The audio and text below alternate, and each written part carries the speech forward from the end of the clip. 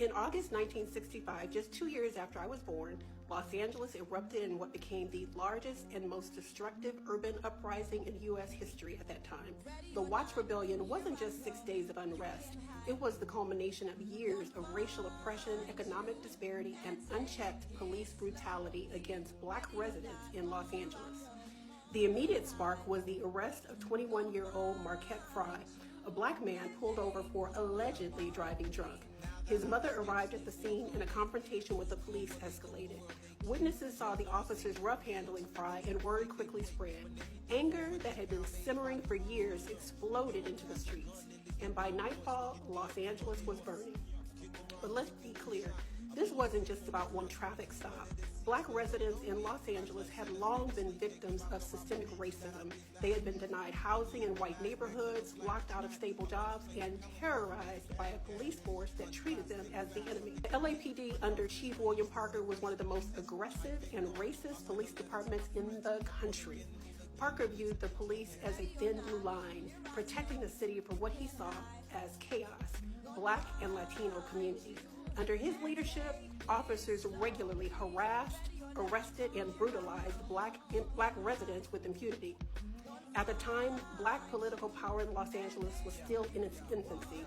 Tom Bradley, a former LAPD officer who had experienced racism from within the department, was serving as one of the first Black city council members. He was outspoken about the need for police reform, but in 1965, the LAPD was nearly untouchable. He saw firsthand how Parker's policies fueled the tensions that led to the Watts Rebellion. Bradley's leadership and connection to the community made him the key figure in the political shift that followed. Nearly a decade later, in 1973, Tom Bradley became the first Black mayor of Los Angeles, serving for 20 years, and he's the only mayor that I remember as a child. His election was a direct reflection of the demands for change that had been growing since Watts. As mayor, he worked to expand opportunities for Black and Latino communities, push for economic development, and rebuild trust in the city leadership. While the systemic issues of policing remained, his time in office represented a turning point, proof that the rebellion had forced Los Angeles to confront its failures, even if progress was slow. During the rebellion, my mother was one of the thousands arrested. To be honest, I don't know the details of why she was arrested, but her experience was a reminder that no one in Los Angeles was safe from the system that had been oppressing us for generations.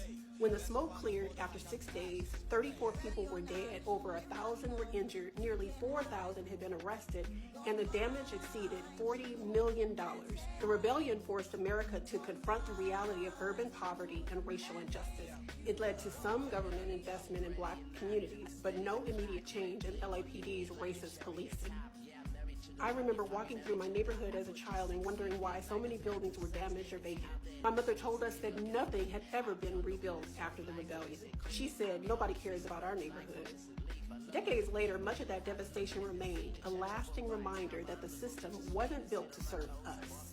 For years, Parker's influence remained stamped across the city, most visibly through Parker Center, the LAPD's headquarters from 1955 to 2009. It was a symbol of his so-called professionalism, but it became infamous as the home of a department that continued his legacy of racial profiling and brutality. Eventually, history caught up with him. By 2017, the Los Angeles City Council voted to demolish Parker Center, erasing his name from public view. The site is now being redeveloped into the Los Angeles Street Civic Building, meant to house government offices and reflect a more inclusive city. The Watts Rebellion was the largest urban uprising in the nation's history up to that point, but it would not be the last. I was living in Los Angeles again in 1992 when the city burned for a second time after LAPD officers were caught on tape brutally beating Rodney King and still walked free. Different decade, same injustice. Today, the fight against police brutality and systemic racism continues. The Watts Rebellion was not just a moment in history, it was a warning, one that America still has not fully heeded.